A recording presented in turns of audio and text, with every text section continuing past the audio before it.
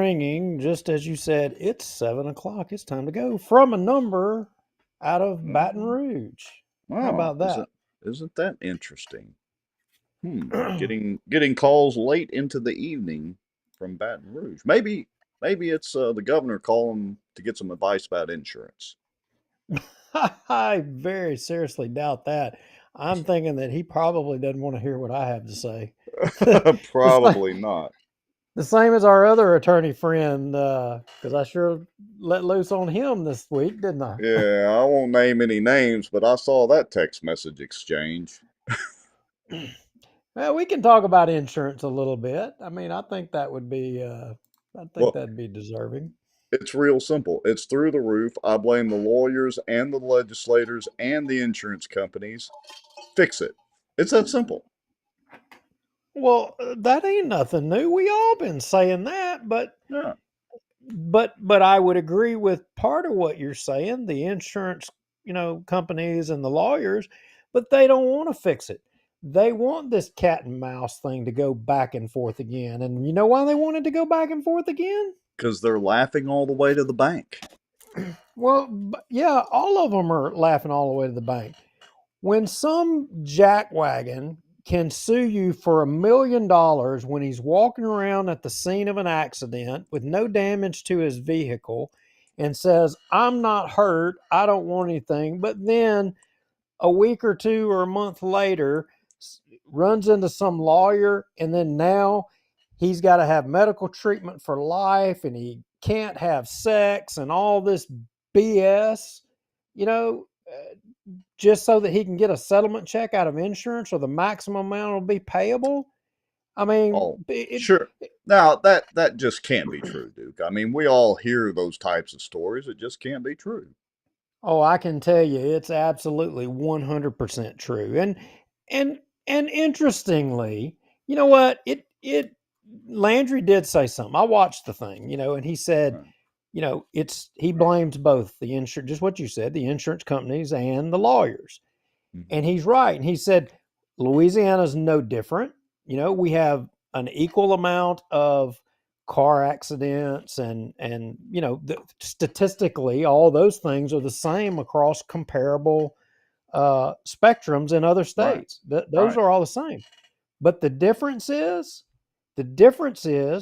he said, our culture. The difference is there's this culture in Louisiana amongst people that we just go get the cat in the hat, or we'll go get, Gordon, or Boris we'll go Bart get or whoever. whoever, Yeah. Yeah. and we just gonna sue and we'll get the insurance company to pay a check. And it's true. Well, Just look. like just like this $1 million case, I'm telling you, I the freaking guy was walking around at the scene, fine as can be, not a care in the world, but then a month later, he wants $1 million and can't have sex for the rest of his life all of a sudden. And that's part of what the attorney's throwing in there. It, Well, that's a it's, lot of those little blue pills. I mean, but it's a culture and it's the people. But I mean, we have got some dirt bags. I mean, I'm sorry, there may be some of y'all watching this show that are dirt bags. Y'all may be those type people, but there's two baskets of people. There's these people among us that feed off of everybody else. Y'all are the dirt bags. If you're feeding off of everybody else, you're the dirt bags. If you're the ones running to the attorneys to go jumping up suing so that you can get a damn check, you're the dirt bag. Just own it, tattoo it across your forehead. And the rest of us, we're all the ones being fed upon by all the dirt bags. Yeah. We're the ones being fed upon, by all you trash. That's what you are. I You're know. trash. Look. We're the ones being fed on. But Rex, what happens? What happens when all of us who have been being fed upon by the vultures, the trash within our community, and I'm not saying the lawyers or the insurance, I'm not saying that. I'm saying the people who are going after seeking jacking with all of us. What happens when all of us, the people being fed on, have enough and say, you know what? Screw it. We're going to start feeding back on you. The whole system falls apart. Right. The whole system breaks down and falls completely apart. Who is John Galt? Have y'all watched the movie Atlas Shrugged? If y'all hadn't watched the movie, all of you need to go watch or read the book Atlas Shrugged, and you'll understand it clearly. And if you're a lawyer and you hadn't seen it, then shame on you. Somehow the island of Dr. Moreau is coming to mind too. Anyway, got my The blood Lord of the pumping, and we ain't Flies. even went to the break. I know. Well, so we don't have a lot of stuff to talk about tonight. This is show number 253, and I titled it Lot Lizards. It just came to me. You know, usually lot lizards is a reference to those, let's just say, those independent young business women who hang around the parking lots of truck stations. Let's just leave it at that. But I thought that's kind of appropriate for the show title for the things that are going on in Bossier. I don't know how you came up with that. You're gonna have to break it down and explain it to me. But my grandfather was a truck driver for many, many, many years and all that, and he is the one that told me about lot lizards. And I thought, that's kind of appropriate considering the situation that we're still talking about with Bossier and the city council and the mayor, Tommy Chandler, hello, and your idiot attorneys, Jacobs and Richard Ray. This situation over the parking lot, and now John Settle wants his parking lot and his carpet fixed and whatever else. And I'm sure, though, it's just a mess. And we have a video transcription that I did from a Keel interview that Wes Marriott did that pretty much, I think, does a good job of laying it out. We may review a little bit of that. But anyway, there's a special Friday city council meeting tomorrow morning at 9 a.m. So we're going to talk about that. And as soon as we come back from the break, the $6 pizza lawsuit. We are such a litigious city. Pizzagate in Bossier, who knew? But Right. this wasn't. But this was lawyer induced. This wasn't people induced. This was lawyer induced. Yeah, I would agree. All right, well, let's go ahead and let's do our countdown. Let's do our intro. That way we can have a minute or two to gather our thoughts. Folks, y'all know the drill. This is the time to A, share, tag, text people. B, go make your popcorn and get you a stiff drink. And how about we'll come back in about 2.5 or 3 minutes? What say you, Mr. Lowry? Let's do it to it. All right, here we go. We'll be right back. Folks knew a lot of the back office on the politicians that they think walk on water, they would be shocked. There's an old wound from a knife in my back that just is giving me heck lately, and it's just really irritating, so I have to kind of wiggle around a little bit. I titled it A Shot Across the Bow of the Good Old Boy. Just, they feel helpless, they don't feel heard, they have nowhere to turn. Some Republicans as well believe that government has the answers. And let me tell y'all something. I don't know anything government does well. Nothing. Aren't there laws that say that you have public meetings so that the public can have accountability of their elected officials? As a member of the media, I'm very concerned about what I've just heard.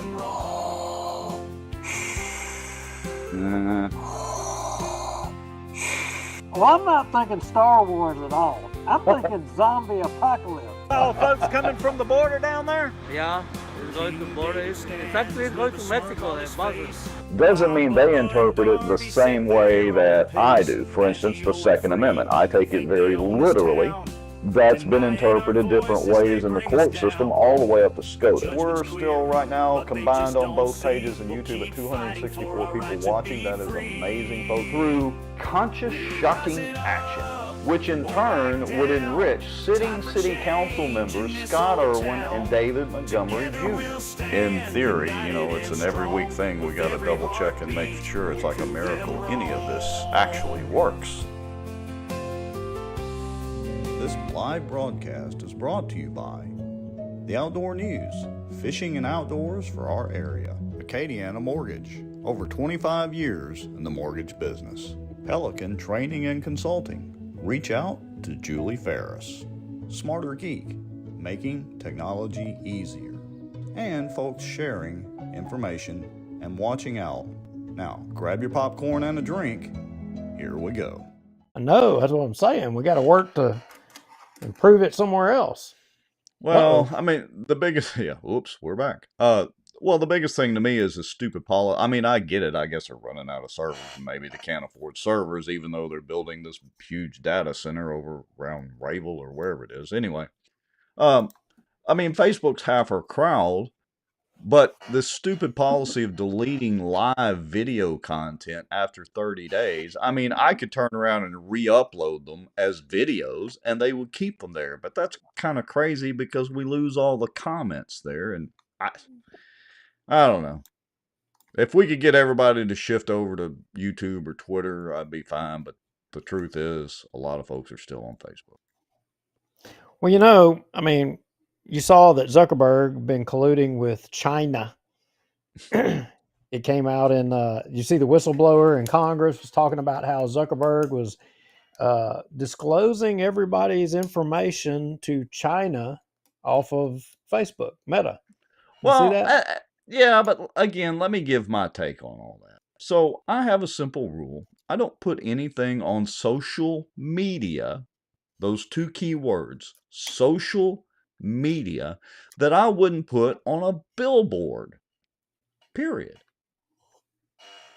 I don't have any really private information that I've got saved in my Facebook profile. I mean, my phone number's plastered everywhere anyway, my pictures, I don't care. I mean, my surfing habits and what I click on, whatever. So what? No, I get that, but some people like have all their family pictures blocked and only certain people that they let in. And if Facebook is allowing the things that people have the intentions of trying to keep semi-private or amongst their families, if they're set up that way, again, I mean that should be respected. I know you're going to give me the social media. That and privacy doesn't go along. But I don't think everybody views Facebook as I don't think everybody views Facebook as social media. I think a lot of people view it as a medium to communicate. I mean, maybe so. Those would be those same insurance type people you were talking about earlier, because literally it is a social media platform. I mean, there are plenty of other ways if you want to share or try to keep information relatively private. But remember, there's always people taking screenshots and copying and pasting and posting your information that you think is privately shared. There's always that. That's right. And you just never know what's real or what's not. But hey, I want to address a comment already. Val Baker. Uh-oh. He says, Duke, is that wine or iced tea? And Val, I just want to say that it's iced tea, my friend. Wait a minute. What kind of iced tea? Well, Kara calls it water, but I can't do that. Fire water? No fire water. I can't do that hummingbird water that's like so sweet. I mean, it make my head hurt. I mean, I am susceptible to too sweet a tea. Hey, speaking of water and fire water and all that, I want to give a shout out to Ricky Bridges. He, watches our show regularly. I think you know Ricky and all that. But anyway, saw him the other night at the Bass Life Associates annual meeting. That's kind of like the Delta Waterfowl or Ducks Unlimited or Wild Turkey Federation banquets where they auction stuff off. And went really well. I just have one main gripe. Not a gripe. Well, surely not me, but I think they used a caterer that was from Shreveport because the tea tasted like dirt. So, Ricky, whatever caterer y'all, the board used, don't use them again, or at least don't let them use tea made from water from Shreveport because it tasted straight up like dirt, otherwise known as manganese. All right, so I got to address another comment. We got some high achievers in this group. I'm going to tell you. So, D.D. White Clark, Val Baker is not as fast as you. Yes, that would be Merlot in the glass. Oh, you're dual wielding drinks, one in each hand. And here I am with just my little old bit of sweet tea. Again, I don't drink alcohol on the show because I get 7 foot tall and absolutely bulletproof. And I will say Well, things we will never be able to take back. somebody has to remain in control. So, Yeah. Okay. So let's get on to some actual content because honestly, if we have a relatively short show tonight, I'm good with that too. well, while it may be kind of short, I don't think it's going to be that short, but Okay. we've got some really good content. Actually, there is some really interesting things that have taken place. I mean, I don't know how many people paid attention or followed the Bossier City Council meeting, but it was pretty lit. Yes, it was. There was some great commentary. Uh, and I forgot to count how many times how many times they said the little phrase that they mumble under their breaths, "Oh God," whenever Wes or the Colonel or anybody's coming up to speak. Well, it's interesting that you say that because I went through and marked every time that they did, or somebody did, and I was trying to focus on the body language and who exactly it was that was saying it, and I got to tell you, I couldn't tell. I could Yeah, not tell. they just mumble that. So well, oh, and my neighbor down the street down there, from Red Rover, got up and spoke too. So we'll get to hear that. Hey, let's go over this Pizzagate real quick. Let's get this out of the way. Are you Have y'all? telling me we've got child people trying to hustle kids in Bossier? Uh, I don't know if Oh, they're trying different to do that. Pizzagate. Okay, different Yeah. Pizzagate. I thought you were Not, talking about the Democrats up there in DC or something. Anyway, okay, sorry, go oh, ahead. oh, no, no, no, no, not that. And look, full disclosure, I do not know the entire backstory on this. We got tagged in a post, and I'm going to put it up on the screen here any second now. How about right there? We got tagged in this post. So, again, full disclosure, I don't know the whole backstory of this case. There's always two sides to every story. There may be plenty more about this, but let me kind of summarize a little bit of this post here. This is from Kelly Strong Dolphin, and she tagged Brian Hammonds and 10 other people, including us. She said, so the headline is Santee Parks, and he is the sitting city judge for Bossier City, also husband of your favorite person. We hadn't said her name in a while, the Princess Juliana. Anyway, Santee Parks is wasting Bossier City taxpayers' money on a jury trial for a disabled mom because her 11-year-old daughter smeared pizza on a bully's windshield in 2022, which allegedly caused $6 in total damages. 3 years later, the disabled mom was told that the matter was settled by police the Monday after it happened, uh, but was told in January of this year that she had a warrant for this issue 3 years later after getting ABO cards. Apparently, she's a bartender or whatever, I don't know, or waitress or whatever. Federal background checks and more, which came back clean. She says, yep, her daughter rubbed pizza on the neighborhood windshield back in June of 2022. And even though this misdemeanor charge should have long since passed the statute of limitations, I don't know what the statute of limitations for. Is that criminal mischief? Destruction of property? What is it when you smear pizza on a windshield? Anyway, she said it should have passed that statute of limitations. She is scheduled for a jury trial in May. And there's plenty of drama involving her ex-husband and Santee Parks and blah, blah, blah. So I thought to myself, should we actually talk about this? I mean, surely it's not really over $6, right? I mean, surely there must be a little bit more to this story. And so she had documents posted. And here's, part of the incident report. It says no arrest made. Incident is pending investigation. I guess this was back from 2022. Let me put up this document here. We're going to roll through this pretty quick. Now you can see, oh, look, there's our buddy Richard Ray as the assistant city attorney. he sent her a letter. Uh, Count 1, criminal mischief. Count 2, contributing to the delinquency of a minor. I mean, did she go out there and help her smear the pizza on the windshield?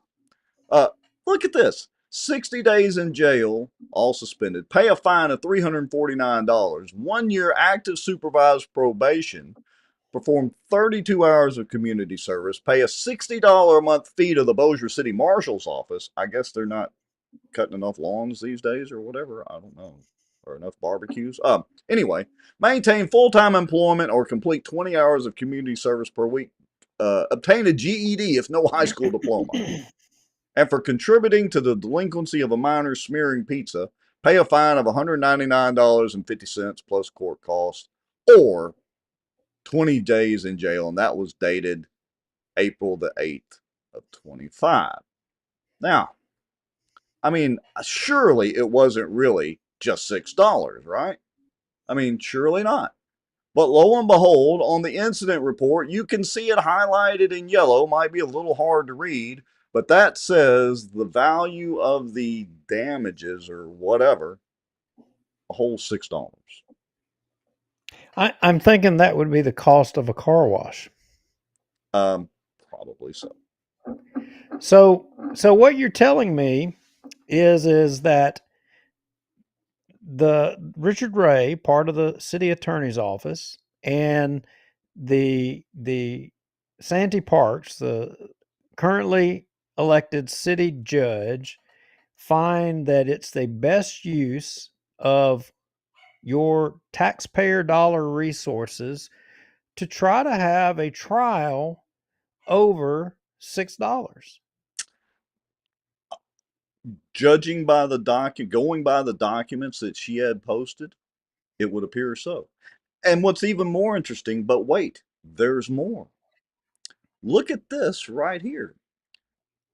So the next post, and we got tagged in this, she says, I received an angry call from City Hall at 9 a.m. yesterday morning demanding that I take down that Bossier City charging taxpayers with jury trial charge for $6. Take down that post. But this ridiculous trial is still scheduled to begin in late May. Is this how you want your tax dollars spent, Bossier City? A jury trial for misdemeanor charges that should be past the statute of limitations? Look, maybe get the girl to go out there and wash the car and say she's sorry. Maybe the girl's already done that. I don't know. Or maybe better schools, maybe better roads, better infrastructure to lure companies, maybe even better parking lots for local businesses. If this $6 trial makes you as angry as it makes me, call your congressman, your mayor, tell them all, call your senator, I don't know, call the president. But I kind of, based on the information she posted, I kind of tend to agree. So let me get this straight. We've got time to prosecute and go after and use the court system in Bossier City to prosecute all this, but we don't have time to produce the video, the body cam video of boy Vince Maggio. of boy, making threats and allegations. We can't do that. We can't produce those records. We don't have time to produce all these other records. We've got time to go, estimate the size of parking lots and make determinations, but it's of great importance that you're going to prosecute a piece of pizza being smeared on somebody's windshield by a kid and prosecute the mom using the court resource. I mean, Bossier City is as if you didn't think things could get, more bizarre. I mean, now you've got Santee Parks in the mix prosecuting $6 pizza infractions. I know. I mean, we normally don't cover this kind of stuff, but It just seems so egregious to me, and you're absolutely correct. Look, let's go ahead and I'm going to show the information about the sheriff's office. So let's go ahead and segue right into that because you did a good job of kind of teeing it up here. So here's the deal. We requested the information on the investigation, and correct me if I sidestep here a little bit, Duke. We requested the information on the investigation between Vince Maggio and Colonel Crockett. We had Colonel Crockett on, had the video or the audio playing with what was that guy's name? Marlon Brando or whatever his name was. Anyway, over the sign incident and the Colonel taking the signs back to Vince Maggio's grocery store. And so we sent off a public information request, of course, to Richard Ray and Charles Jacobs and Tommy Chandler as the custodian of records officially. And they kind of punted the ball trying to, I don't know, they're trying to delay us, hoping we'll forget about it. I don't know. Anyway, they punted the ball to the sheriff's office, right? Yeah, and I got to tell you, I read it again today, and he fashioned his response in a way and, and here's something all y'all have to understand, especially for all of you if you're going to send public information requests to the city. It is known and understood that the city attorney's office will use one key word to use it as an excuse to evade responding to your request or to delay, or they'll use some simple little thing. You can't just use simple human terms. They'll look for any way that they can prevent having to give you the information. So with that said, their response said that there's an active investigation. While I would point out that, I understand West Marriott has a request where they did the exact same thing to him, and they are stretching the limits of the law on, uh, on denying turning information over because they're saying that there's some kind of investigation or whatever going on, in which there are, defined parameters of how they have to respond and what they have to provide. We don't on Bossier Watch. We don't ever really push the limits of that. And No, we've said but that on the show. That's never been our goal. We haven't done that. But I find well, ourselves at a crossroads, to be honest. well, and let me make it clear. I think we probably mentioned this a few episodes before. I can't remember, but just so people know, when you send in a public information request, we've posted the template that we basically use, but you don't have to do that. I mean, I don't know if you've ever seen any of Settle's public information requests, but he shoots them an email. He may as well write it on a napkin. He shoots them an email and says, I want these documents, boom, boom, boom, boom, and that's it. Ours is a little more formal. We've posted some of the information requests that Wes does. His are a little more formal, but they don't have to be. I mean, you can literally write it on a napkin and send the request in. So it doesn't have to be formal, but Duke, you were touching on a very good point, and what you were talking about is they try to avoid giving up that information, especially if it'll make them look stupid.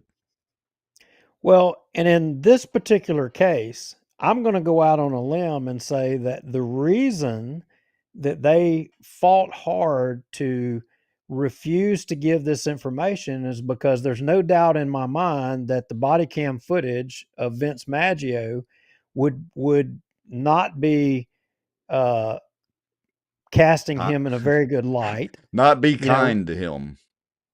We already played the recording of him and his language, describing Colonel Crockett as boy and, talking disparagingly. I can only imagine what he said on the body cam footage of Bossier. So the city attorneys, in my opinion, no way in hell were they going to give up that video, especially during the election.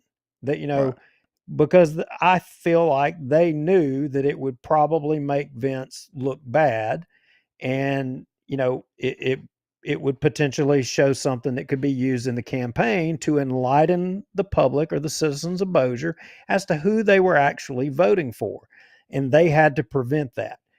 Right. Some people may call that election interference, that they use their positions in Bossier City government to deny the public transparency in an election. I personally think that may be pretty accurate. And so when we finally do get these videos, we're going to know whether that's true or whether that's not true. Yeah. I think it's true. That's my best guess. And I would have to agree. I'm more convinced after seeing what transpired here with the sheriff's office that this was all organized and planned, that this was all kind of working in unison. So we sent the request, and Jacobs and them, again, like I was saying, they will use one word or response. They said that initially on our request, they said it's going to take them like 10 days to respond. We knew that wasn't going to happen. Then we followed up, I think it was with a reminder or something, maybe, I don't know. And they responded back and said the responsive records or your request are not available because of an investigation. We also believe that they said there's other records that the sheriff's office has an investigation, or they said it in a way that made you think that the sheriff's office has an investigation and that they have custody of everything pertaining to it. That maybe it was turned. I think we even talked about it, Rex. I think we said maybe that the sheriff's office is doing the investigation, or they turned it over, and we speculated, well, maybe the police chief, or maybe they felt conflicted. But you know what? Here's the damn thing about that. If everybody wants to know, how's the sheriff's office going to do an investigation when the sheriff endorsed Vince Maggio? There's no conflict of interest there. Oh, no, absolutely not.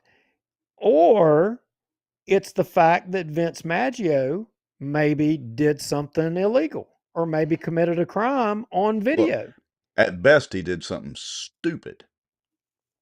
At best.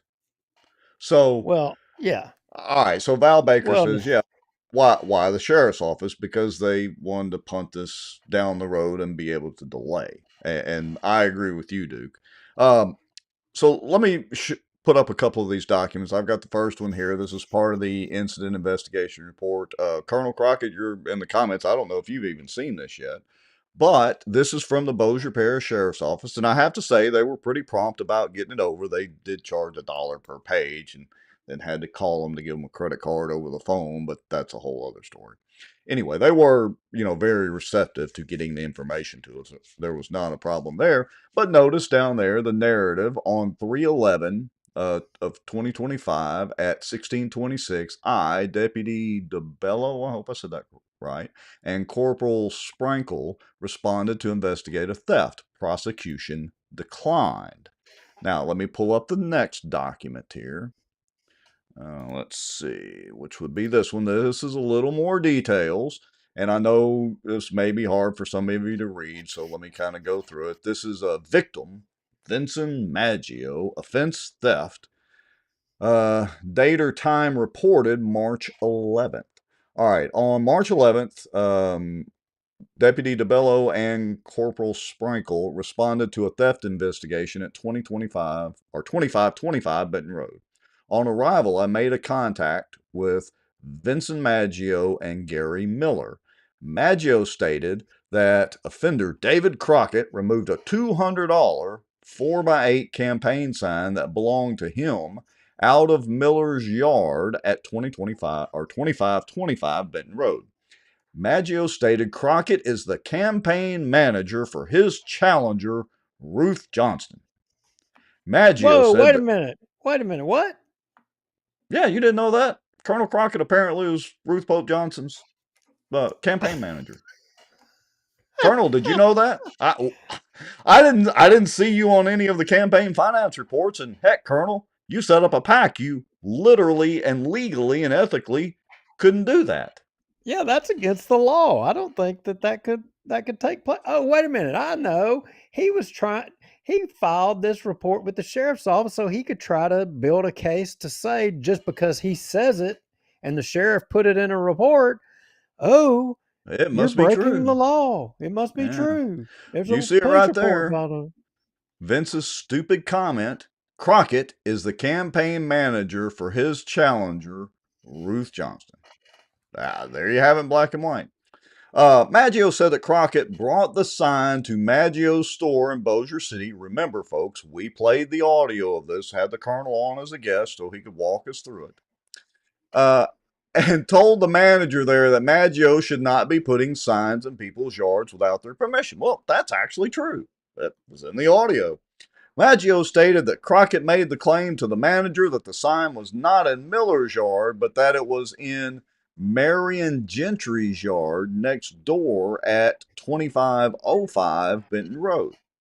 Maggio stated that he did not wish to pursue criminal charges against Crockett at this time. See, he did you a favor, Colonel. See there? Oh, he so nice. I tell you. But look, how much of a soothsayer are you, Mr. Lowry? Maggio stated he wanted a police report because Crockett will try to use this incident as a campaign narrative, making the claim that he is placing signs in people's yards without their permission.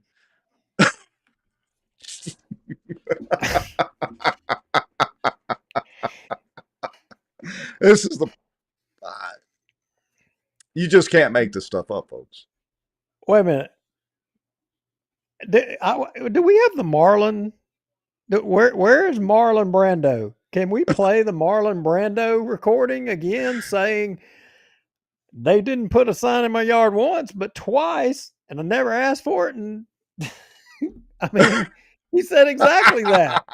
Yes, he did. It'd take me a few minutes to go back and find it. But folks, that's not the only person. That's not the only person. You know how many times during the course of that campaign people were talking about that he put signs in their yards and nobody asked for them? They didn't ask for them. They just were showing up. Yeah. So you're exactly right. You know, Vince was trying to set his own narrative by doing this, which is, I don't know, just crazy. So hold on a second. Let me see if I can get this to play. Here we go. Let's see what we got here. Moved one of Mitch Maggio's signs in front of your house about a week ago. Is that correct? That's very correct. Yeah, and then somebody came back and put that sign back in your yard? And told me I couldn't remove it. Told you couldn't remove it. Who was that? I don't know. It was a brown-headed lady that was walking, and she said you cannot remove that sign. Okay, well, I will just let you know that I'll probably send this to Bossier Watch. They're a podcast, and we'll put that out to the public. But I want you to know that nobody can force you to put a sign in your yard. You can take it out. You can stick it in the trash. You can do whatever you want to, as far as I know. I'm not for sure. But anyway, thank you much, my friend. And I'd say if you want to take it out, but I'm going to go fix the other sign out there. So there you have it, folks. There you have it. I mean, that's one witness to him sticking signs on tape there. Now, interestingly, within a day or two later, Marlon Brando is seen in a picture with Vince Maggio, but yet Marlon Brando is nowhere to be talked to.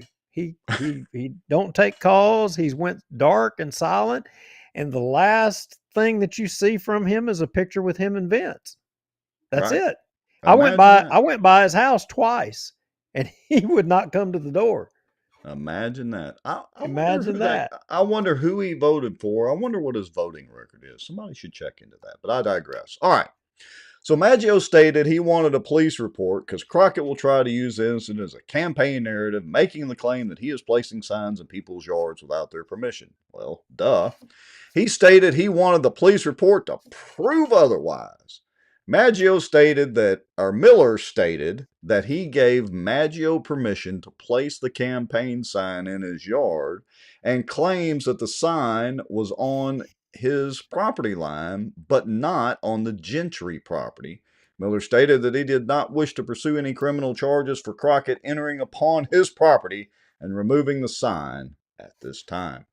Well, I walked next door to make contact with Gentry. She was not home. Miller stated she was taken to the hospital last night. It's unclear if Gentry authorized Crockett to remove the sign, believing it was on her property. At 1725, we traveled to 653 Dumaine Drive in Bossier City in an attempt to make contact with Crockett. He was not home. It's unclear if Crockett believed the sign was on Gentry's property. All statements and actions were captured on body cam. Prosecution declined. You know what? Here's what I think. I think Vince Maggio should ask for Colonel Crockett to be prosecuted. How dare him take that sign like that? Vince Maggio people, I beg you, get the sheriff to prosecute Colonel Crockett. Throw his ass out there in Max and give him bologna sandwiches and drag Charles Jacobs back to the bench to prosecute him. Please, please prosecute Colonel Crockett. I beg you. Hey, they're Vince, press prosecuting charges, for please. they're prosecuting for $6 pizzas on a windshield. Let's prosecute for campaign signs. Let's do it. I mean, that's fine if you'd rather have Sonny Parks do it. Get Sonny Parks do it. I mean, I hadn't seen anybody in the comments say, why was the sheriff's office investigating a crime in Bossier City anyway? But, you know, I digress. Right. Oh, All wait right. a minute. Wait a minute. It just hit me. That's not Bossier City. Wait, what? That's not Bossier City. That's actually on Benton Road, on the west side of Benton Road, which is not technically in the city. So a lot of people forget about that. Everything Colonel Crockett says in the comments, Vince, sue him. Sue him, Vince. He's double dog daring you, Vince. I dare you, Vince. Sue him. Please sue him. You ain't a man if you don't sue Colonel Crockett. You are how big a boy are you? All right, so boy. all right, now notice down here it says, and I'm reading this again, all statements and actions were captured on body cam. That's the Bossier Parish Sheriff's Office report. All right. So guess what we did? We requested that footage, and I also sent a follow-up request back to the city and requested the body cam from Bossier PD from the city as well. So that was fired off today, but says, Dear Mr. Montcleef, I've been called worse. As discussed, I regret to inform you the Bossier Parish Sheriff's Office does not possess any materials, documents, or body cam related to Bossier City Police Department Case 25-2096. Moreover, please be advised that body cam footage associated with BSO Case 2503-0012 is unavailable for public release and or production. I do apologize for any inconvenience this may cause. However, in accordance with BSO Policy and Procedure 5.03.2, Roman numeral 2C, whatever. Anyway, body cam footage is confidential and only available to the individual depicted. And he went on to tell me in a subsequent follow-up phone call, and I'll give him credit for calling to clarify. He said, look, the sheriff's office policy is if they have body cam or dash cam footage and it has multiple people in it, they have to get clearance from each person that's in there for their privacy concerns, which is a little odd, especially if it's in a public place, because there's no expectation of privacy in a public space. But I digress. I'm not so sure. I agree with Rusty Maddox. I'm not so sure about the legality of that. Well, I had a little discussion with Officer Bletz about that. I said, that's an odd policy because we can request the body cam or dash cam footage from any law enforcement agency and they have to produce it. But whatever y'all's policy is, I'm not going to argue that point today because he was nice and expeditious in getting the information to me. Yeah, I mean, he's just the messenger on this thing. But I mean, what makes the Bossier Sheriff's Office different to where they can exempt public records? And this is part of the public. I know. Pick me, pick By all me. means. By all means. Because nobody has sued them otherwise for it. Oh, you mean sued them and allowed Juliana Parks to have more business? I got it. Exactly. So, there we go. Now, we're waiting on the city balls back in the city's court. Yeah, I'm not so well. Okay, yeah. So back in the city's court, so apparently the Bossier City, if it depends on what you choose to believe, what Jacobs and Ray's response was that an investigation was still underway by the sheriff's office, which is now complete, and a subsequent second request is made to the city showing them that their investigation is over with. Or was Jacobs Ray city attorney's office saying that the city of Bossier has an investigation, and now that we've just sitting here talking it out for something that was supposedly outside the city or in the city, or what position are they going to take here? Well, we know there is a Bossier City Police Department incident report number, so Bossier City Police Department has some sort of report on this. I'm reasonably certain they have got body cam and or dash cam footage of some of this, so we want it, and we're going to get it one way or the other. And What look, I'm I agree with Lisa Smith. It's getting tiring talking about Vince, but he's still in there, so he is going to continue to get to be the whipping boy every time something stupid happens in his orbit, which is quite frequent. Well, what I want to know, I mean, and yeah, I want to know is what Vince's statements were to the officers that came down there when he called for the Bossier City Police Department to come down there.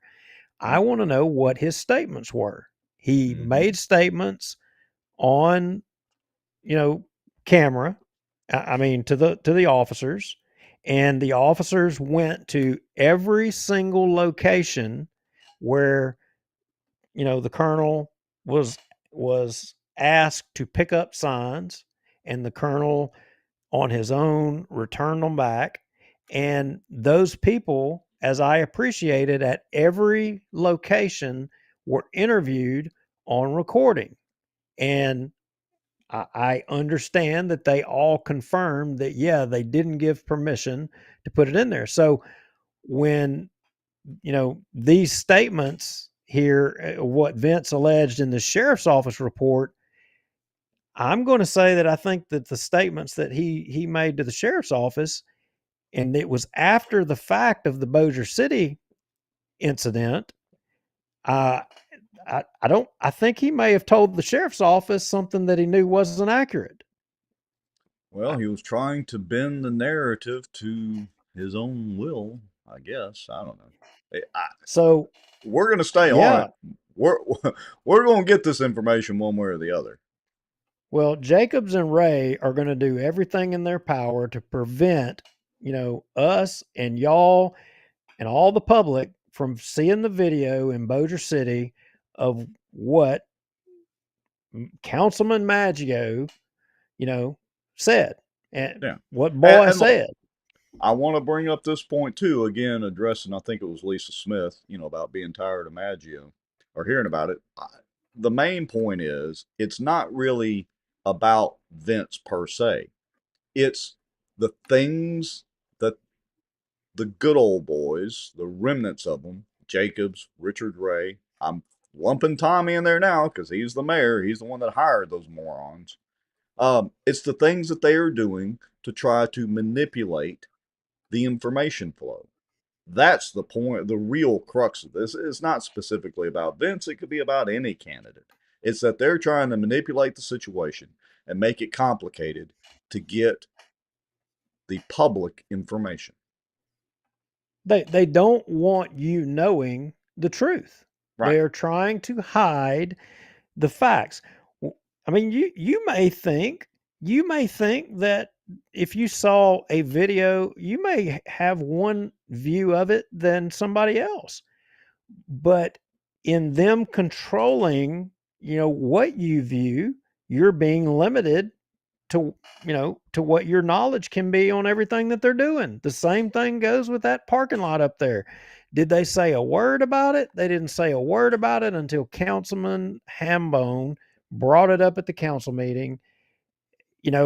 Otherwise, nobody would have ever known. I drove down Benton Road. I seen them working on those parking lots. And you know what? I kind of didn't think about it. I was like, I honestly, I said to myself, I've been in Scott's Audio's parking lot, and I remember that parking lot was rough.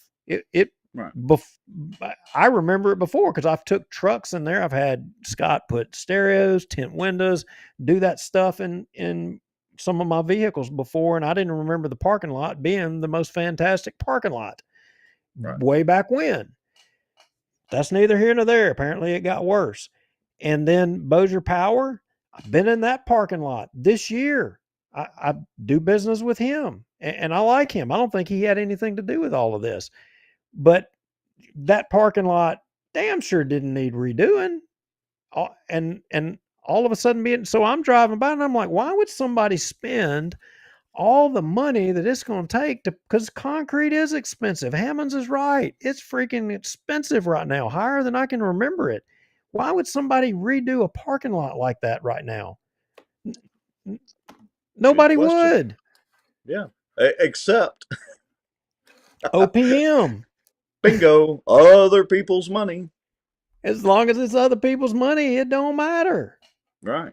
And as long as, and again, I'm like you, I don't really blame Scott's Audio or Bossier Power Equipment for getting the parking lots redone. If the city was offering it, why not? Because they pay tax dollars too, why not? But it's the fact that it seems to have been done as a favor from politicians. Pretty much. So, all right, shall we go into the council meeting? While we're talking about that, pull up the second link under Bossier City Council, the second drop replay. All right, hold on a second. We're talking about it. Let's go right there because there's a specific point I want to make in talking about this. Well, are you talking about in the actual meeting itself? No. I want you to pull up the second replay link in the notes. I only see one. Oh. Did you do a set of notes and I do a set of notes? Apparently we're working off of different notes. How about that? Yeah, I've got a set of notes, show 253. Yeah, okay. Well, I didn't see yours. All right, I had created another set, but yours are probably better than mine. But okay, go to last brief. go to the previous council meeting. Okay. Yeah, walk me through it. Hold my hand. Yeah, the 325 council meeting. Okay, hold on a second. Burnishing our amateur credentials, folks. Yeah. Oh, this is not good. Something's gone wrong. Let's get back. Hold on a minute. So you got a jibber jabber for a minute. Well, that's fine. If you want to skip that, you can and just go. No, I'm having trouble getting to any of the city council meetings now. Hold on. All right, now we got it. All right, so you want me to go back to the 325 city council meeting, correct? Correct, and to the 2455 mark. Okay, hold on. I got it going on now. Let me switch screens over here. And let's hope that our audio works. All right, ready to play? Here we go. Yep. We did personal inspections out there concerning the condition of some of those parking lots that were claimed to be damaged by the pile driving at for the Walter O. Bigby overpass carriageway. And in order to, we did inspections, we did see some damage.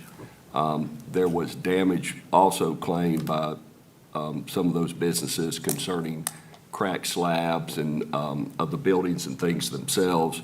And so in order to, lawsuits were threatened. Okay, right there, stop. Richard and myself. Stop. You heard him say lawsuits were threatened.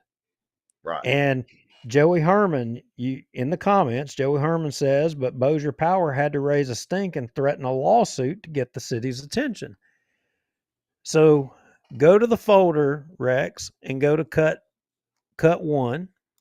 Okay, so let me switch screens. Let me do this, do this, do this.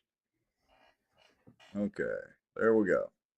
So this was our public information request to, of course, City Hall, the mayor, Jacobs, and Ray, and we requested any demand letter or correspondence to the city of Bossier City from Bossier Power Equipment or Scott's Audio and Trim, either individually or through council, for damages relating to the construction proximal to their respective businesses on Benton Road. Okay. Seems pretty does straightforward. does everybody have any doubt what we're asking for? Is there any question? I mean, do y'all understand what we're asking for? Because Richard, Ray, and Jacobs will find ways to say, oh, well, we didn't know that was what you were talking about. Yeah, I mean, did they just pick up the phone and call Richard Ray or call Tommy and say, we demand a new parking lot? Okay, we'll send one right over. Okay, well, now go to cut 2 and show the response. All right, let's see here. Rex and Duke, with regard to your request below, dated March 27th, there are no records responsive to this request. So they demand, let's say this is true, Scott's Audio, Bossier Power Equipment, whatever. They demand a new parking lot, but there's no paper trail of this? No, not even an attorney made a phone call, not even an email. There's nothing. So Jacob said there was a threat of a lawsuit. But where's the threat? Where's the threat? Who made the threat? And Joey, I mean, there's nothing in writing that there was a threat. I mean, so you're going to go out and spin and break the city charter and not have an ordinance or not have the council approve spending just because there may be a threat or there may be litigation. There's not, I mean, you don't even have anything in writing to back it up. It's just you're going to completely go off of people's word on this. Yeah. They are attorneys. If they were competent attorneys, they would want to have a paper trail. And notice I said if that's a big if, they were competent attorneys. Well, I'm not going to say that. I don't know that it's a matter of competency. I'm not going to go there and say that. I think it's something worse than competency would explain a lot, but I don't think it's that at all. I think it's a disregard for transparency. It's a disregard for the public, and it's God complex. I mean, if these attorneys, and that is the problem in a lot of our government. I'm sorry, and if you're an attorney and you're watching, I'm going to offend you. You just might as well stick your fingers in your ear and take your football and go home. But the problem we have in all of our government is basically it's being run by all of these attorneys. It's the case in Bossier City. It's essentially the case in Baton Rouge. It's the case in DC. It's the case in Benton. I mean, at every turn, we have attorneys that are dictating everything. We should not even have a Bossier City Council. We shouldn't even have a mayor. You should just have Charles Jacobs and Richard Ray. If apparently they can if they can find a word to hang their hat on to bend the rules, then you shouldn't even have any other government. I mean, look at Jacob sitting there trying to baffle us with BS or dazzle us with brilliance or whatever. And look at Monty sitting over there. Just way to go, Jacobs. Way to go. I knew they were going to get that parking lot one way or the other. Oh, just wait till let's go ahead and get to the next council meeting this week's, because if you really watch the body language, there's a point in here that Monty or the King he gets animated, and I'll be interested to see what everybody thinks his body language and animation means. All right, so give me just a second. Let me do a little screen switcheroo here. Let's see. I think I can do that and that. Okay. Are we going to the first "Oh God" moment? It's up to you. I mean, and folks, people may not believe us, but yeah, I mean, this is not meant to be disrespectful to God, but it's the city council doing this, not us. All right, here we go. Did y'all catch it? It's that little mumble. Oh God. It will be number 10 under new business. Adopt a resolution repealing and reenacting Resolution 1 of 2024. Maybe they were praying to God in the audience. They were taking note that he was there. He showed up. Maybe Morgan Freeman showed up, and he always plays God in all the movies, so maybe they thought Morgan was God. I don't know. I'm being no. I mean, you do know God came to the mic during this meeting, right? Oh yeah, and I'll mention this after we do that. All right, I'm going to jump ahead. It hit me after I watched the whole meeting as to why they were saying "Oh God" so many times at the start of the meeting, and God he was literally there. Well, I guess he does kind of. What was the actor Burns? George Burns that played God as well. Yeah, that's right. Mr. Cheatham does have a little bit of a resemblance to George Burns, maybe a little bit, graying hair and all that. But anyway, all right. So, shall we jump ahead to Mr. Marriott, or shall we go straight to God? No. Joey Harmon says, "What is the benefit for Jacobs and Ray, though, other than the business owners who benefited from the parking lot?"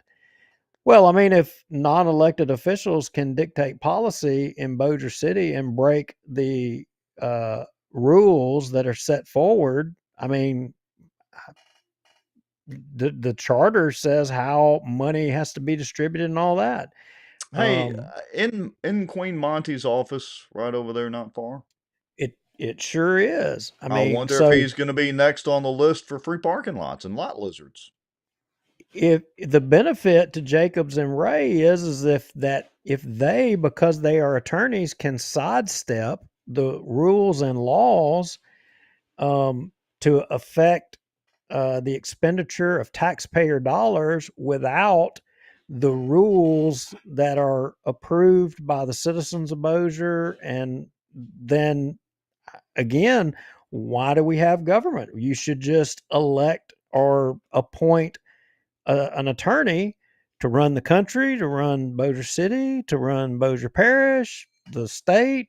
I mean, you don't even need a constitution. You don't need any of that crap. That's the benefit. They can anoint themselves to be the man shack of Bossier City. Yeah, no more representative democracies. Let's just go straight to bureaucrats and dictators. Yeah, I mean, you know what? Hey, they'll give a law firm out of Shreveport all the business to do everything without having to be accountable to anybody. And oh, by the way, we'll negotiate in that we'll get a 10% or 20% cut of all those lawyer fees that they bill. Right. And look, appreciate the comments, Joey Herman, and appreciate the questions too. So yeah. Let's see. Colonel Crockett says the attorneys run Tommy's office. Well, that wouldn't be a difficult task at all to do. I mean, you could have any attorney run Tommy's office. I'm being mean, though. All right. Tommy is not in control. Can the mayor expend funds without council approval? Apparently, Mr. Barry Butler, he can do just that. Or his attorneys can do it on his behalf. They did it. Yep. I mean, the proof's in the pictures in the video. They did it. So, yes, they can. All right. Shall we play Mr. Marriott? Yep. He was on fire this meeting. All right. Here we go. Shadow Ranch Drive, Bossier City, Louisiana. Mr. President, have the rules that are proposing to replace Resolution 1 of 2024 been published? Has any member of the public seen those rules that are being proposed? Phyllis, have they been published? We just received them. Yeah, we from the just City received them, Council that's right. office, and we can add add-ons to the agenda. Yeah, we're gonna have Yes, them the on open Oh, meetings okay. law specifically prohibits They just using got an 'em there. add-on to buy. Do what? They just got the rules that to change how they conduct meetings. They just got the changes just a little while ago, and they can add them on if they want. Man, I mean, it don't matter if the public has an opportunity to see it or not, but they just got them a while ago. yeah, they get to do whatever they want to. Yeah, we do what we want to do. It don't matter. We just got them. All right, let's keep going. Bypass the measures and the requirements of the open meetings law. If you're going to change the rules of decorum, I believe that those proposed rules should be published, and you should discuss that in 2 weeks.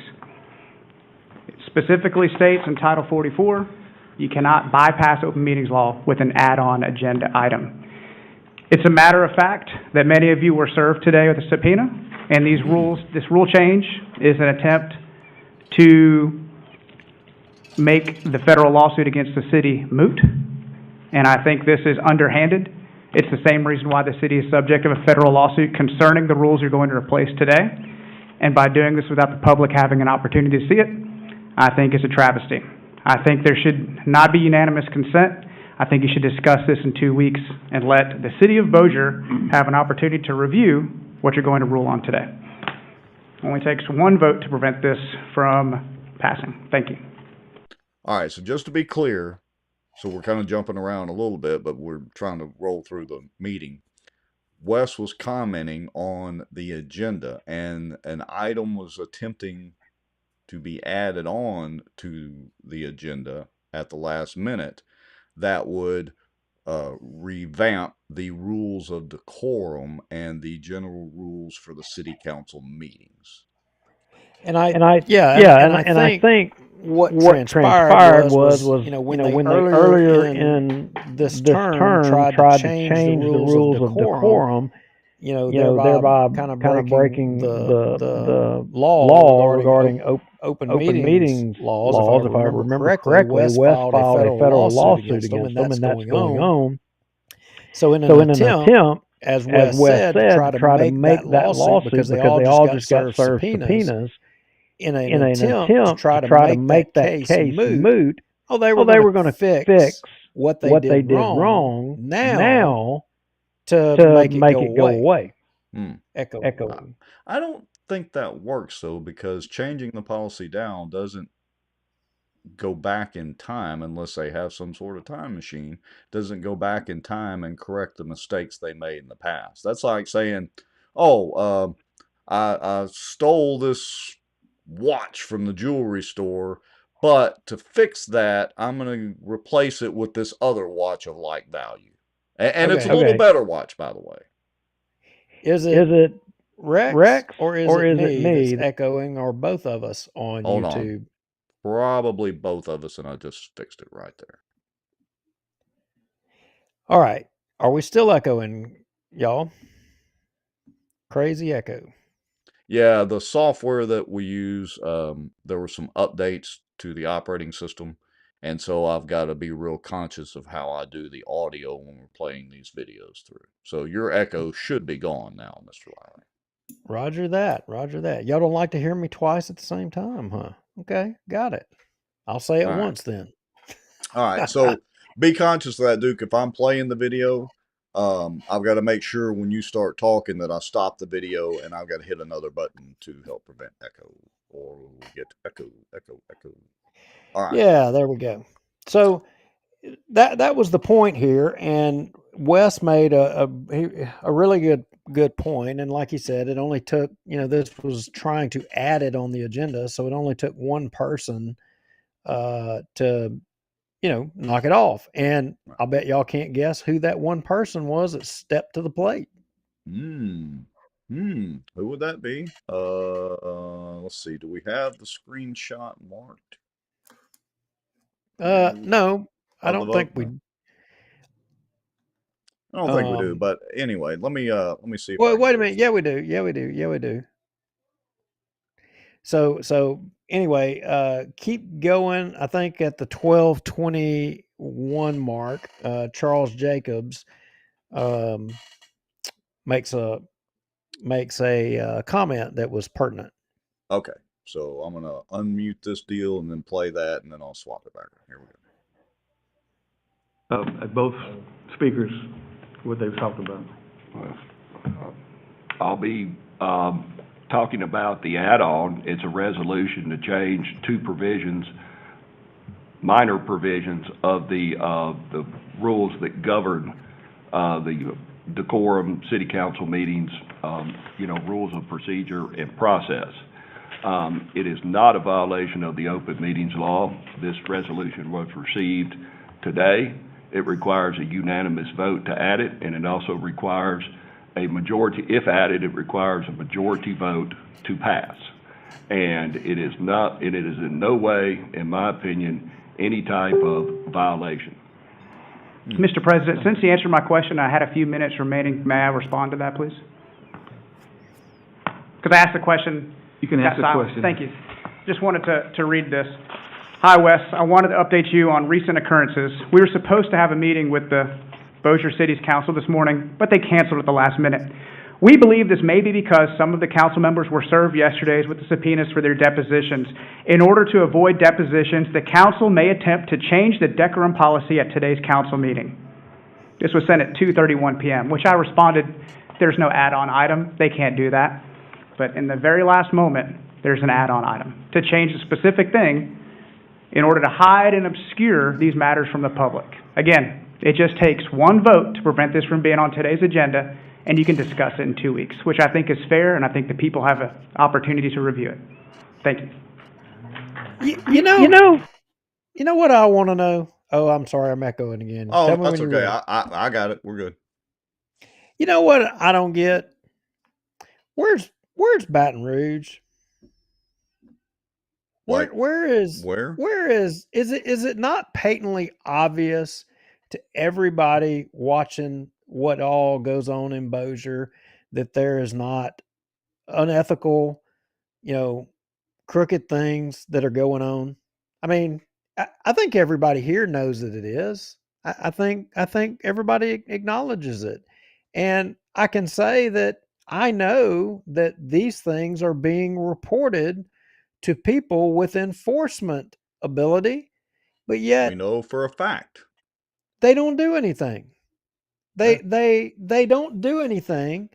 And Bossier is, I saw a thing of the state of Louisiana. It was like a mural of the state of Louisiana, and it had, just different places all over the state. And it had up here in Bossier, it had nothing but a bunch of cowboys.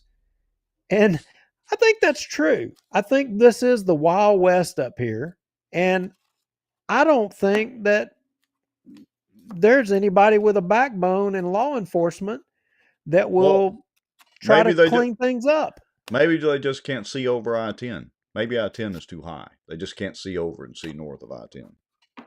I mean, you got Benton up there, and everybody in Benton, I said it before, that's where justice goes to die. And I think that's the truth. Except Parker Self's ruling.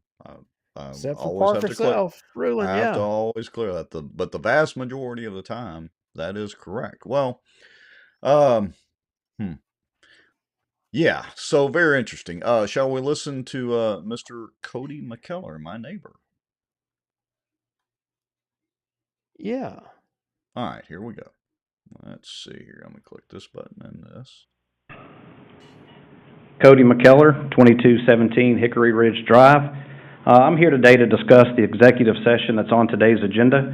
As you may or may not know, I'm one of the owners of Red Rover. We have active litigation against Bossier City.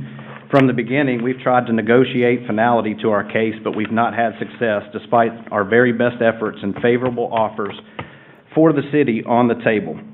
Hey, I want to pause it for a second there. Kind of interesting. He's got ongoing litigation, but Mr. Cody is up there talking about that, basically talking about the case. Now, I'm sure that's a prepared statement. Oh, I had no doubt it's a prepared statement, but the fact of the matter, what he's getting about is, again, here's another guy, just like the little lady over the $6 pizza. You've got the lawyer's office decided that we're going to ruin somebody's life over a $6 piece of pizza, and that way we can pump money into Santee Parks's little courtroom and ruin somebody for what? Maybe he's got bills and condos to rent or whatever, and maybe Juliana needs a vacation. Who knows what could be the why.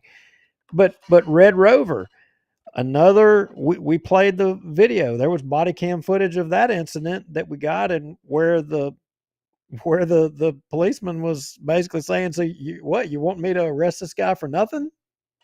Right. Well, going yeah. after a local business owner. Yeah, I mean, literally, I don't know how much this has cost Cody, not just in lawyer fees, but in down business time, disruption to his business. There's no telling how much it's cost his business. So, all right, let's finish up. Here we go. Let me but ooh, echo, and I heard myself. Yeah, but Well- I mean, I'm just saying the point of, I think it's an organized effort to go after some people in Bossier. And I'm not saying just Bossier City, I'm saying Bossier, period. That you've got people in government who are using their offices to go after people, using the favors, the good old boy system in all of its glory. That's what some people do with it. And for those of you on the side of the people that are using government to go after, I mean, are y'all proud of this? I mean, what happens when it's going to become you? Because it's going to become you. I mean, are you going to be okay with it when they come after you? I hope you are. I hope you hey, good deal. Y'all are going to get me this time. What happens when the people being fed upon start feeding on you? You better ask yourself that. All right, here we go. We were told that you guys would never approve any of the offers that we have on the table. Have any of you been presented any of these offers? We've been told that we would be amazed at what the city would spend if the right people were behind it. Looks like that's absolutely true. It's our contention that we've been treated unfairly, and we're here today to demonstrate that exact point. Is it reasonable for animal control to be sent to Red Rover multiple times, even though they documented that they found nothing wrong each and every time? Is it reasonable for a plan to be hatched to pull our operating permit? Is it reasonable that the director of permits showed up and was directed to write me a ticket no matter what? How or why is the director of permits even involved? How about the fire marshal showing up for a random inspection just months after opening? How about being issued a ticket per the city attorney, despite the sergeant on the scene saying on body cam, you have me over here arresting this guy for basically nothing? How about getting a search warrant served to see if there are possibly some city codes or ordinances being violated, despite none of them ever being observed? Is being written a ticket for failure to care for animals when the city ordinance was read and applied incorrectly okay? Is it reasonable to think that each time a ticket was dismissed, the police would show up within days and were instructed to write a new one? Have you ever wondered how the East Bank District can build a huge stage and have amplified music well into the night without being ticketed? We sure have. I personally sent the city attorney a video of the loud music from blocks away. Was that addressed? Surely amplified music at night is more disturbing than some barking dogs. Maybe their operating permit has more power than ours. My question to the council is, how in the world can a business be treated so unfairly? It seems awfully personal, and I bet everyone here would agree once the facts are known. The damage done to Red Rover is way worse than some cracks in the concrete. Why is it that the city is in such a rush to make these businesses whole, yet leave Red Rover with significant financial burden from losses and damages? Seems strange to me. Maybe the council can get the answers to these questions, because so far, we sure haven't gotten any. I urge each and every one of you to read our lawsuit and look at the documented evidence, and I know you'll come to the same conclusions we have. Thank you. Yeah. Well, Notice there was no point of order in that speech. I appreciate everything that he said, but he's wrong. They're not going to read it. It's more of the same, piss on him and piss on anybody that stands against him. Did you hear Vince Maggio stand up and say, you're right, this was wrong? I mean, what if it was his business? What if it was the oldest business in Bossier being bullied and pressured Targeted. Yeah. because of, people hanging out in front of a grocery store all hours of the night or whatever, I mean, what if the neighbors were complaining about his store? I mean, I guess he would be okay with that. I guess he would be fine with that. I mean, and all the people that support him, I mean, what about Topgolf down there? I mean, are they going to be okay with it when that worm turns on them? But, I'm thinking they maybe not going to be okay with it. They're not going to like it at all. But yet somehow or another, everybody else in this damn city is supposed to just take it. And if you don't just take it, the resources of all the taxpayers and all the relationships in Benton, they're going to all be used against you. Look, it's the same thing. Literally, we've been fighting since day one of the show. It's what the whole show is founded on. And, it's what you fought long before I came along and what others, like we said, I think last show or whatever, giving a little allegiance to Jim Wells and the My Bossier blog and all the people that have written about Bossier politics beforehand. This is nothing new. Nothing new at all. You know what's shameful is all the players involved in this, every one of them, they take an oath of office. Every single one of them. I don't think they actually read it, though. Oh, I don't. I think they just mouth the words, but the heck with those pesky little oaths. I want to see what oath of office they take, because it's damn sure not to follow the charter, for example. I mean, and some people in Bossier City are fine with them just ignoring the charter. There's apparently a lot more people are fine with it. I mean, it's changing. Bossier City has made some strides. They have made some strides, but you're not there yet.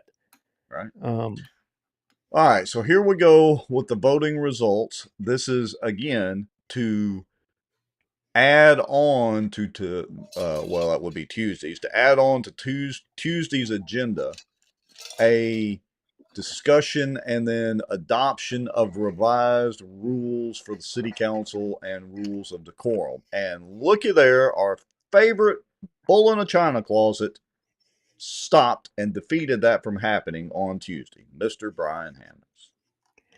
Thank you, Ryan. And I do agree with Mr. Haygood. July can't get here soon enough, so at least we'll have some sort of change on the city council, with the exception of Brian and, 99.9% of the time, Mr. Smith. All right. I guess we're going to the oh God too. All right, y'all listen up.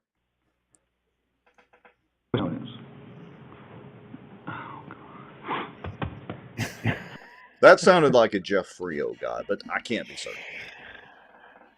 I was watching. I looked at it really close, and I could not tell that he was. It was him. I couldn't tell. Yeah. Well, we'll know come July when he's off the council. If the oh God stop, we know Jeff was guilty. Well, it could have been Bubba Don. Well, Darby's out of there too. So, yeah. All right.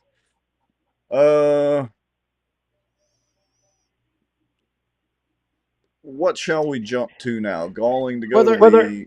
Yeah, calling to go to executive session. Yeah, here we go. All right. There's no report.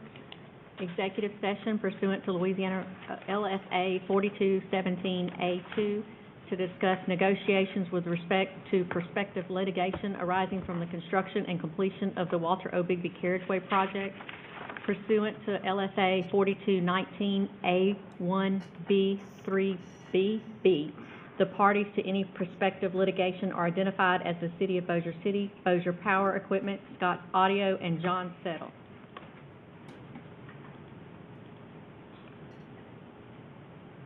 You'll have to have if you're going in, you'll have to have a motion and a second, and you'll have to state who will be going into executive session with you. All right, so I fixed I'm sorry, folks, I forgot to hit the other button on the echo deal. But anyway, so let's explain. There are very limited things that public bodies can use executive sessions for. One is discussing lawsuits, and I think potential lawsuits are covered under that. And then number two is discussing personnel, or if they're going to appoint someone, discussions of that person personally can be done under executive session. But the council can take no action under executive session. It's just a discussion. The action has to be taken after they come out of executive session. Correct. Is that correct? Okay. Oh, Kelly Strong Dolphin is in our comments. Thank you for watching the show, Kelly. Okay, so I'm going to go ahead and unmute and play, and let's listen to crickets chirp for a minute. So moved. I'll second. All the council will be going in. Charles, is Richard here? He is. He's present. And Richard Ray. I will not be going in. Okay. Brian Hammonds will not be attending. I will not be attending. Chris Smith will not be attending. All right.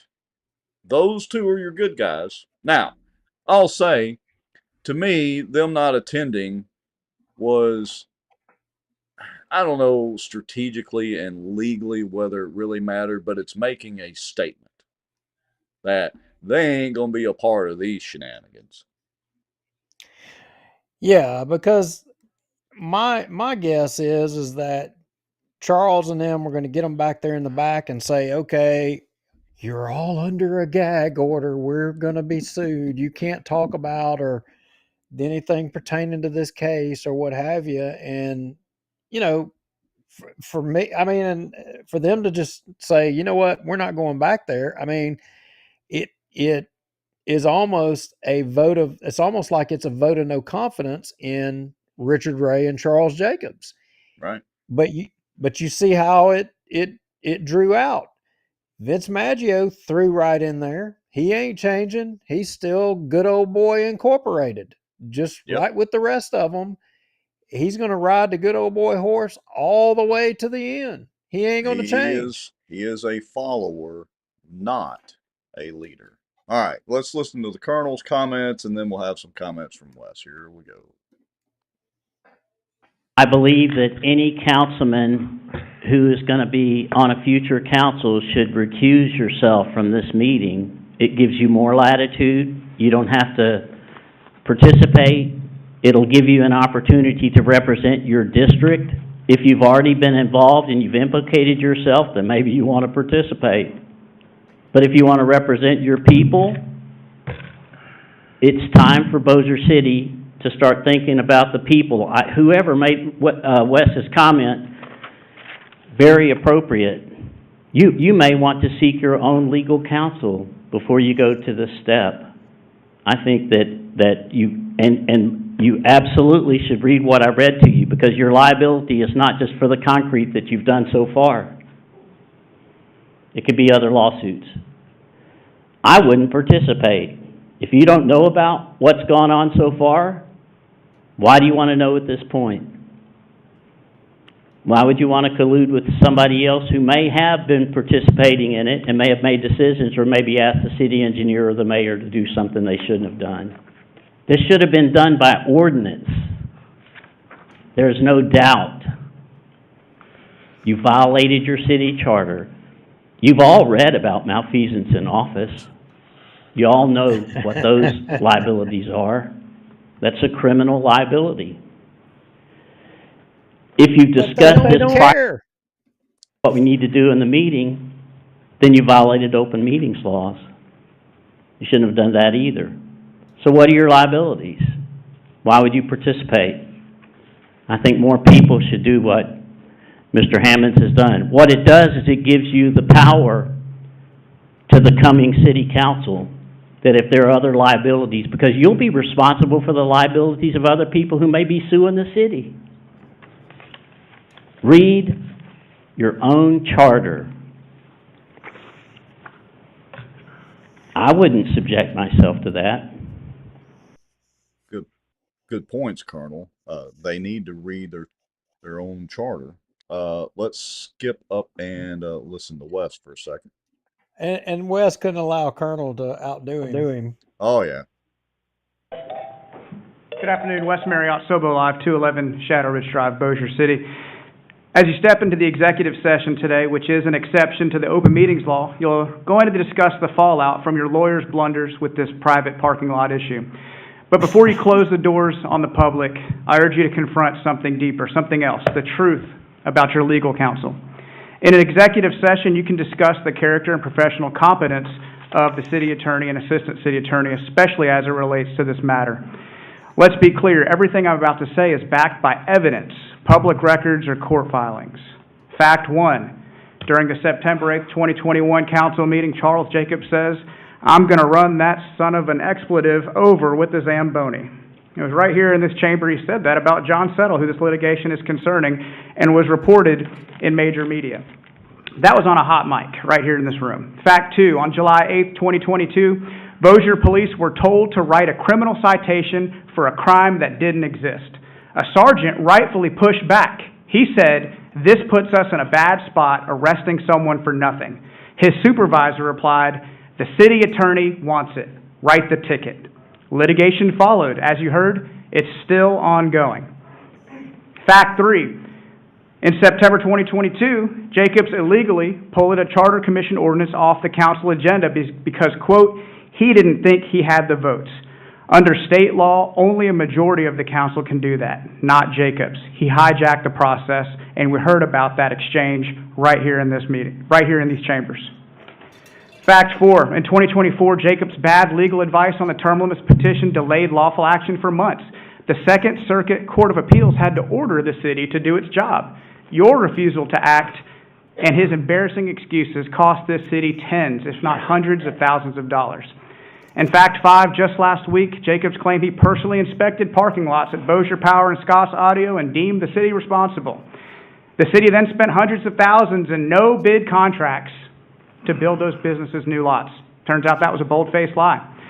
The real deal, as we know, Bossier Power was offered a new parking lot if they let Scott's lots connect through it. Now others are rightfully demanding parity and have threatened litigation.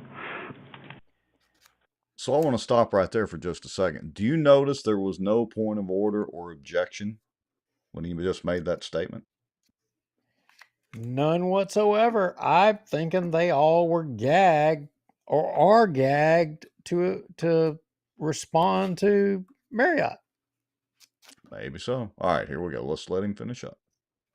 Fact six, on April 3rd, 2025, forensic document examiner Patricia Hale confirmed in a notarized, peer-reviewed report that Councilman Maggio's qualification forms contain forged signatures. These forged documents, according to the forensic document examiner, were notarized by Charles Jacobs. So when Mr. Jacobs says he does all these things to avoid litigation, my only question is, why is Bossier City always getting sued? You pay this man six figures, you protect him, and yet lawsuit after lawsuit, lie after lie, Bossier City pays the price. As you go into executive session, ask yourselves, how much longer will you defend the indefensible? Thank you. That was pretty good there, Mr. Marriott. That was pretty good, and Maggio just goes right along with all of it. He's right there in lockstep. He's the last of all of them that'll be hanging on. You know, but here's my question. Where is the AG? Where is Liz Morrell? I mean, because... Paging Liz. I mean, does she not realize that there's nothing going to come out of the district attorney's office, that there's that's what nobody in our law enforcement up here that's going to do anything about the bullshit that goes on in Bossier City? I mean, do they have to hang someone from the green, not brown light poles demanded by the king on Walter O. Bigby overpass from the highest point to get any attention from somebody outside of Bossier Parish? Is that what it takes? Or has Baton Rouge just decided that, just like the unwritten rule that you don't go into Caddo Parish or Shreveport because you got a district attorney over there that, will try to hang the officer or go after the officer? Is that what Bossier has become? I mean, I got to tell you, I'm disgusted because I know that there have been a lot of detailed complaints have been filed and nothing, zero, nada. You and I have took information over there to the 3-letter people. Nothing. It's like they all are scared as shit. So public corruption in Bossier, it's what? Hey, get after it, baby. Yeah. It's wide open. If only two guys would start a podcast and talk about these issues, but no, people want us to talk about the flower beds and rose gardens and how beautiful the city is. And I'm being facetious there, of course. I don't know. Miss Jerry says fear, and the comments are going along pretty good. Miss Jerry says fear mongering is a weapon. Well, lucky for them, there's just a few people going to heaven. Yes. Maybe not everybody. You know how I know? So we're about to, before Mr. Cheatham makes his comments, let's listen to Hammonds do his little defensive deal, and I'll give my commentary on that. Here we go. Yes, sir. Would you afford me the opportunity to speak for one moment? You may. Okay. Pursuant to what going into executive session about the Bossier Power Equipment Scots and John Settle, I would like to set the record straight on this, that when I brought these items to light, I was the only council member that knew about this. There was no other council member sitting up here at this table that knew about this, because y'all were all just as shocked whenever I brought this up. I know there's several council members getting raked over the coals over this, but I would like to just publicly say that Mr. Maggio, even though it is in his district, knew nothing about this that was going on. So I'm going to stop it right there, and I'm going to say this. Thank you again, Mr. Hammonds, the bull in the china closet that we say affectionately, because you just proved how incompetent Maggio really is for his district. You're telling me that city resources to the tune of possibly hundreds of thousands of dollars were being used and expended on multiple local businesses right at the heart of Maggio's district. Brian, this wasn't some crew out there filling in a pothole or replacing a street sign that was down.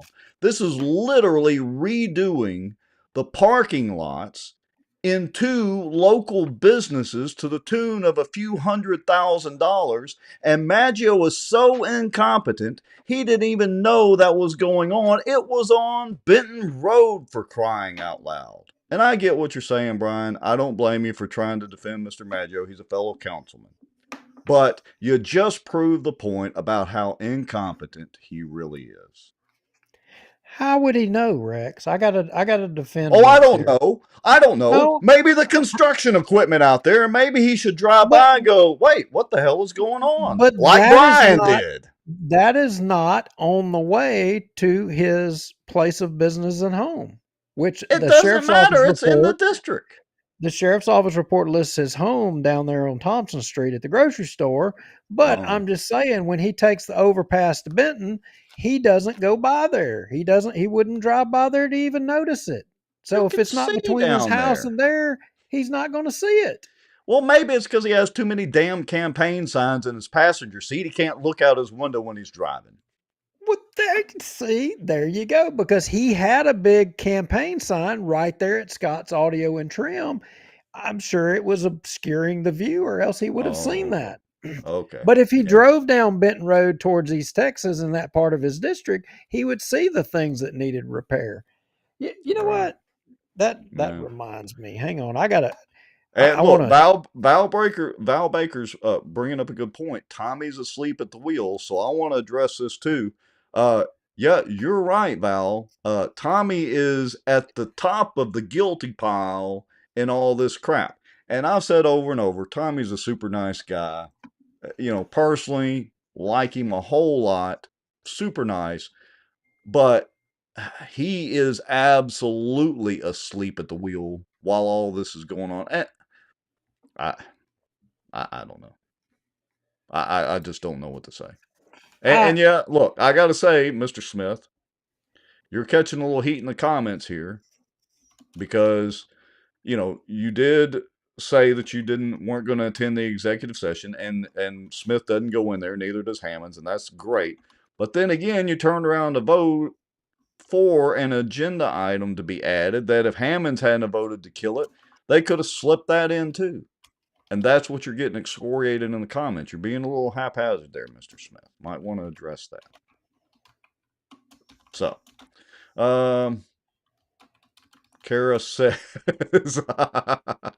leave it to your lovely bride to point out, you know good and well that he, I assume you're talking about Vince, was cruising Benton Road looking at his signs. He just happened to miss all the Bossier City construction equipment going on in the parking lots. Yeah, I believe that. And look, maybe he did miss, but again, that points to his incompetence. Complete lack of competence. Well, as soon as those words were uttering off of Brian's lips there about none of the councilmen knew, I mean, you'd have thought the king was in a damn rocking chair at Cracker Barrel out front. I mean, he went to rocking in that rocking chair. And I'm going to tell you, I just find it hard to believe that Vince and those other councilmen, probably free, Bubba may not have known. I Darby probably didn't. Maybe Darby didn't know either. Darby probably didn't either. He probably didn't. He's been in campaign mode. But I just find it hard to believe that the king didn't know and that Vince didn't know. I just don't believe that. Yeah, we'll have to agree to disagree there, Mr. Hammonds. All right. Hey, let's listen to God come up to the mic. How about that? Now, I have to say, in full disclosure, Mr. Cheatham did call me before the show. Oh. And he wanted to come to the next council meeting and apologize for the way his comments came across that you're about to hear.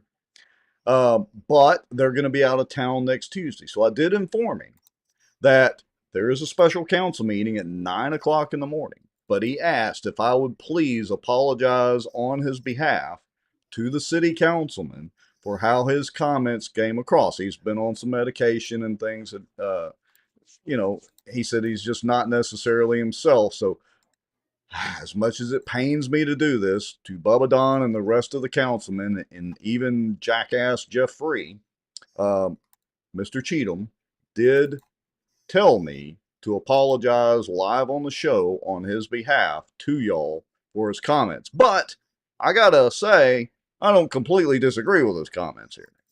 All right. Well, you ready? I got nothing. Go. My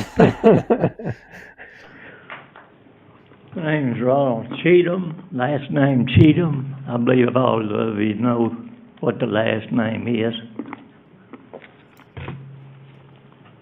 I told you last year that the majority of you was not doing your job. The majority of you were trying to do the worst thing that you could for the citizens of your city. There's 7 of you. There's 2 of them that's going to heaven. I disagree with you here, okay? You're God now, right? Yeah. Mr. Cheatham? Pardon? You're God now? You decide who does and doesn't? Am I what? God. G-O-D. God. How do you determine who goes to heaven and don't? Are you any better? I'm going, yeah. You are? Yeah, you going? You going? Going to heaven? Yeah. Yeah. Okay. Did I say you was going to You heaven? said only 2 here were. Huh? You said only 2 here were. Yeah, well, you, tell you what, there's a lot of There's still time. I'm just saying, guilty conscience might be speaking up by Mr. Free. All right, here we go. people that agree with me, isn't it? All right, get on to what you were saying, please. Pardon? Please get on to what you were saying. Okay, if I can.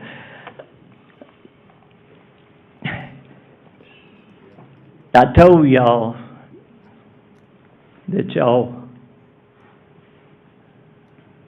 were breaking the law, and it was obvious to everyone.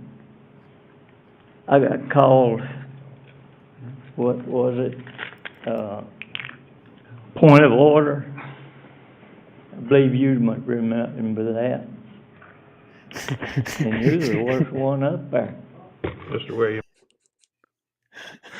And you the worst one up there. I love him. I do. I'm not completely disagreeing with his statements. I'm not here to judge who's going to heaven or hell, but I will say, sounded like maybe somebody had a guilty conscience and Jeff Free was, speaking up first from that guilty conscience standpoint.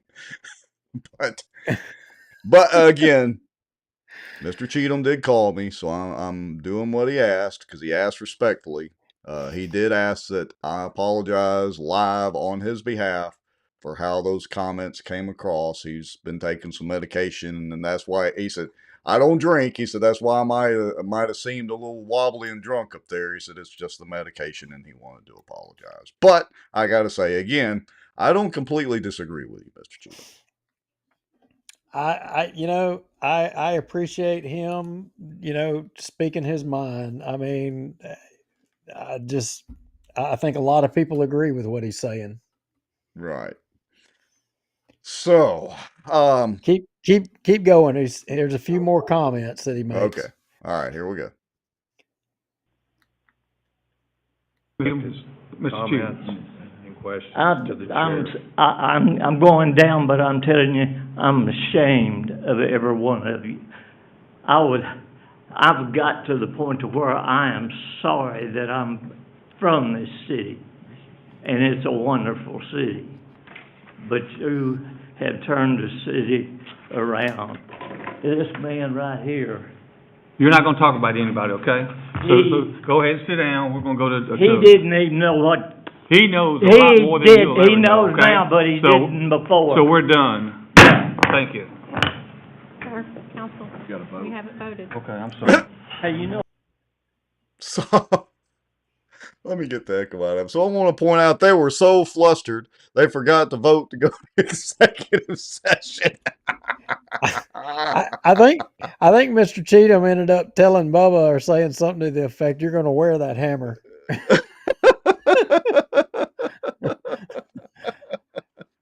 Oh, this is great. All right, so let's I'm going to play it on through. Here we go. You know what? Council, let's vote on going to the... You know what? I'll let you wear that hammer. Okay. Council, we're going into executive There's session. another God. Did you hear it? Did you hear it? Yeah, There's another God in there. Yeah, this is crazy. All right, so let's sum it up. They went into executive session. They were in executive session for 40-something, nearly an hour, 40-something minutes. Yeah, but no, wait a minute. Before you go to executive session, just play the video. Just let this video play. You ain't got to have Okay. the audio, but you just All right. watch. Which symbol do you click on? The one that says this one, Says what? it says this one. It's a Chrome signal in the left-hand corner. You may have to come down here. Yes, sir. They're all flustered now. Never mind, your assistant. Oh, no, that's Chris. We probably shouldn't have any echo now. So apparently, Mr. Cheatham hit the reboot signal, or there's a glitch in the matrix now. Well, God apparently shut the system down. Apparently so. I don't know. There was something divine going on, no doubt about it. Google. I mean, because this is more. I hate to say it, Colonel Crockett and Wes. This is more powerful than y'all's speeches. He hit. No doubt. He hit the reset in the matrix glitch.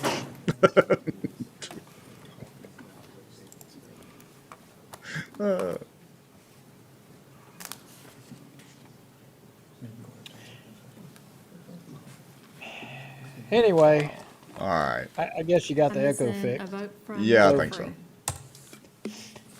So basically, they end up having the vote, and I think Chris voted against it, and Hammonds abstained from voting, and that was the end of that. They went into executive session and come back out, and then close the meeting out. Yeah, that was pretty much it. I mean, so they are having a special meeting tomorrow at 9 o'clock. I think I may have a screenshot of that. Let me see if I do. Let me pull that up real quick. Let's see. Let me get that out of the way. So they are having a meeting at 9 o'clock in the morning to adopt a resolution repealing and reenacting Resolution 1 of 2024 for the organization of the City Council, providing rules for the council and otherwise providing with respect thereto, blah, blah, blah, blah, blah. Now, I did a little quick analysis of some of the decorum changes, and looks like they're changing the speaker limits. The 2024 version had a max of 4 speakers per side. The 2025 version is going to have a maximum of 8 speakers per agenda item. So if 8 people get up, if they stack the deck with 8 people to get up there and speak for something, and you're against it, well, just tough luck. And then they're allowing, again, 3 minutes per speaker and total time of 45 minutes. And let's see, I think there might have been, let me see, a couple other changes. The deadline for fact sheet submission time, which would be mostly on the council's behalf, is 3 o'clock. It was noon in the 2024 version on the Thursday prior to the meeting. And then the boisterous and slanderous speakers comments are barred for the rest of the meeting. The 2024 version was the same unless permission was granted by a majority vote of the council to continue speaking. So for the 2025 version, not even a majority vote will save you, Miss Alice or Colonel Crockett. If you get kicked out this time, you're barred from the rest of the meeting. That's, again, if those would actually withstand court scrutiny. But pending Wes's case, nobody's really tested the waters with this boisterous and slanderous and impertinent remarks as they have their verbiage set up.